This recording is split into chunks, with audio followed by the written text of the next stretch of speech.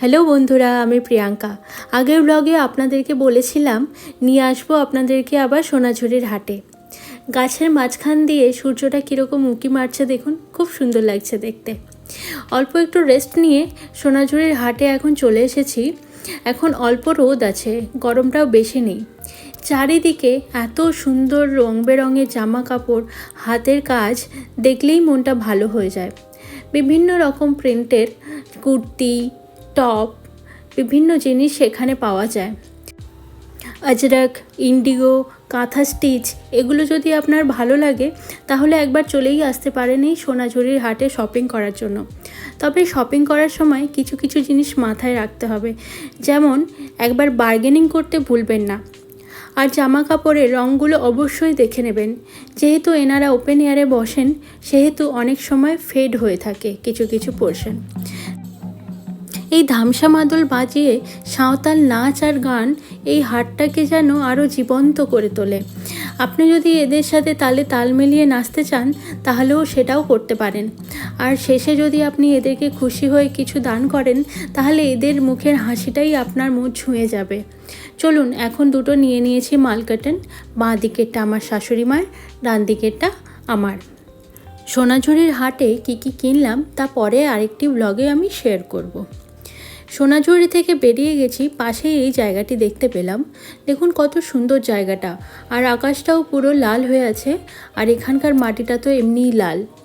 দুটো মিলে চারিপাশটা এত সুন্দর লাগছে, আর আকাশটাও নীল। চারিপাশটা এত নির্জন, এত শান্ত পরিবেশ। এখানে এলে ঘন্টার পর ঘন্টা কাটিয়ে দেওয়া যেতে পারে, কিন্তু কি করব, এখন সময়টা সন্ধ্যের দিকে এগোচ্ছে, ফিরতে তো হবেই। এরই পাশে আরেকটি জায়গা দেখতে পেলাম। টোটো যিনি চালাচ্ছিলেন উনি বললেন এই রাস্তা দিয়ে একটা আদিবাসী গ্রাম যাওয়া যায়, কিন্তু এবারে আর সেই জায়গাটা যাব না। পরের অন্য কোনো বারে শান্তিনিকেতন এলে আপনাদের সাথে নিয়ে আমরা ওই জায়গাটায় একবার ঘুরে আসব। চলুন এবারে এখান থেকে বেরোনো যাক আর যাওয়া যাক আমাদের রিসর্টে। চলে এসেছি। ওই যে আপনাদেরকে দিনের বেলা দেখিয়েছিলাম চায়ের আড্ডা, ওখান থেকে নিয়ে নিয়েছি 2 কাপ চা, একটুখানি মশালা মুড়ি আর 2টো বিস্কিট। চলুন পুরো রিসর্টটা একবার ঘুরিয়ে দেখাই, রাত্রেবেলা কেমন লাগে দেখতে। প্রত্যেকটা কর্নার এত সুন্দর করে সাজিয়েছে, তা আমি আপনাদেরকে দিনের বেলায় দেখিয়েছি, কিন্তু রাত্রেবেলা লাইট জ্বালানোর পরে আরও সুন্দর লাগছে।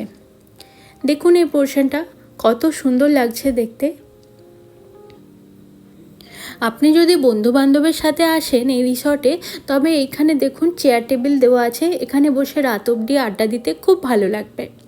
চলুন এখন আমরা যাব সুইমিং পুলের দিকে। তবে আমরা আজ সুইমিং পুলে নামবো না, অনেকটাই সময় হয়ে গেছে, প্রায় 7:30 বাজে, আর 8টার সময় এই জায়গাটি বন্ধ হয়ে যায়।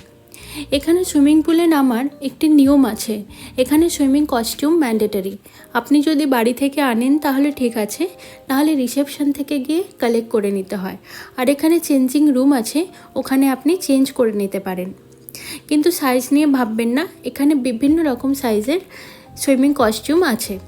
দূরে ওয়াল পেন্টিংটা দেখতে পাচ্ছেন, ঠিক যেন মনে হচ্ছে মেয়েটি এই লাইভ গাছে জল দিচ্ছে, খুব সুন্দর লাগছে দেখতে। আর এখানে ফাউন্টেনও আছে, সাইডে এই ফাউন্টেনগুলো দিয়েছে, ঠিক যেন মনে হচ্ছে বৃষ্টিতে ভিজে আপনি স্নান করছেন সুইমিং পুলে। এখন আমরা উঠে পড়েছি সুইমিং পুল থেকে। এই সাইডে পুল সাইড লঞ্চারও দেওয়া আছে, যাতে আপনি বসে রিল্যাক্সও করতে পারেন। এখন আমরা যাব রেস্টুরেন্টের দিকে, আর ডিনারটা এখানেই সেরে নেবো আজকে, বাইরে কোথাও যাব না। ওবেলার খাবারগুলো এত টেস্টি ছিল, তাই জন্য ভাবলাম ডিনারটা আমরা এখানেই করব। এই জায়গাটা আপনাদেরকে দিনের বেলাতেও দেখিয়েছিলাম, দেখুন কতটা সুন্দর লাগছে। এনারা প্রত্যেকটা কর্নার এত যত্ন করে এত সুন্দরভাবে সাজিয়েছে যে দেখতে খুবই ভালো লাগবে আপনার। আর এই যে গাছগুলো, খেজুর গাছগুলো, এগুলো তো আলাদাই মাত্রা এনে দিয়েছে রিসর্টটিকে। এখন এসে গেছি রেস্টুরেন্টে। অর্ডার করেছিলাম চিকেন উইথ ভেজিটেবল সোটে আর হোয়াইট সস চিকেন পাস্তা। খাবারগুলো খুবই সুস্বাদু ছিল, ওবেলার মতোই। চলুন এখন তবে যাওয়া যাক। পরের ব্লগে আমি আপনাদেরকে নিয়ে যাব শান্তিনিকেতনের বিভিন্ন জায়গা। আর সোনাঝুরিতে কী কী কিনলাম সেগুলো পরের একটি ব্লগে আমি শেয়ার করব। আর আমার ভিডিওগুলো যদি ভালো লেগে থাকে অবশ্যই একটা লাইক করবেন, কমেন্ট করবেন, আর বন্ধুদের সাথে শেয়ার করতে যেন ভুলবেন না। আর আমাকে জানাবেন আপনাদের কিছু প্রশ্ন থাকলে। আজকে তাহলে ব্লগটা এখানেই শেষ করছি। সবাই খুব ভালো থাকবেন।